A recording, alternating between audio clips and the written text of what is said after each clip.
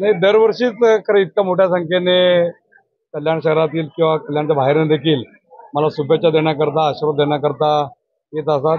त्याचप्रमाणे आज दुसरा कोणताही कार्यक्रम नाहीये, कारण दिवसभर भेटण्याकरता सगळ्यांची उत्सुकता असते.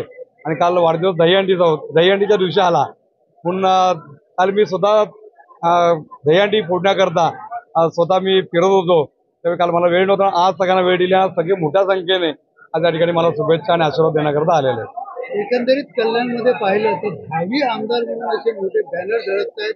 गेल्या वेळेस देखील तुम्ही उमेदवारी त्या ठिकाणी मिळालेली म्हणून अपक्ष लढलेला. यावेळेस नेमकं तुमची काय भूमिका असेल? यावेळेस माझा पक्ष मला जो आदेश देईल तो मी पाळणार, कारण आपली आज महायुतीची सत्ता आहे. महायुतीचे मुख्यमंत्री एकनाथजी शिंदे साहेब आहेत, उपमुख्यमंत्री देवेंद्रजी फडणवीस साहेब, अजितदादा आहेत. आणि आज खूप चांगल्या प्रकारे महाराष्ट्रामध्ये महायुतीच्या माध्यमातून काम केलं जात आहे. त्यामुळे महायुतीमध्ये जो काही निर्णय माझ्या बाबतीत होईल तो निर्णय निश्चितपणे मी तो पाळणार आहे. दुसरी गोष्ट म्हणजे गेल्या वेळेसही महायुतीची सत्ता होती, मात्र तरी देखील तुम्ही स्टँडिंग आमदार होते, पण महायुतीकडनं तुम्हाला तिकीट मिळालं नव्हतं. त्यावेळेला तुम्ही अपक्ष उभे होते. यावेळेस भावी आमदार म्हणून सगळ्यांची बॅनर लागले, शुभेच्छा दिलेल्या आहेत तुम्हाला. लोकांची भावना आहे ती लोक व्यक्त करत असतात.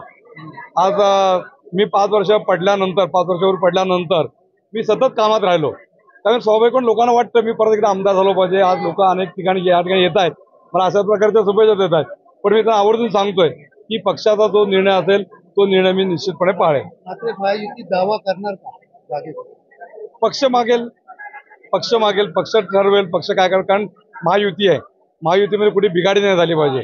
कारण विरोधकांच्या ज्या प्रकारे निगेटिव्हिटी जी सरकारच्या विरोधात पसरवली जाते तर त्याच्या विरुद्धचा संघर्ष खूप मोठा आहे. त्यामुळे खोट्या विरुद्ध सच्चाईची लढाई महायुतीची आहे. त्यामुळे महायुती निर्णय करेल त्यानुसार तो आम्ही इम्प्लिमेंट करू. कोणार्क, अपना शहर अपनी बातें.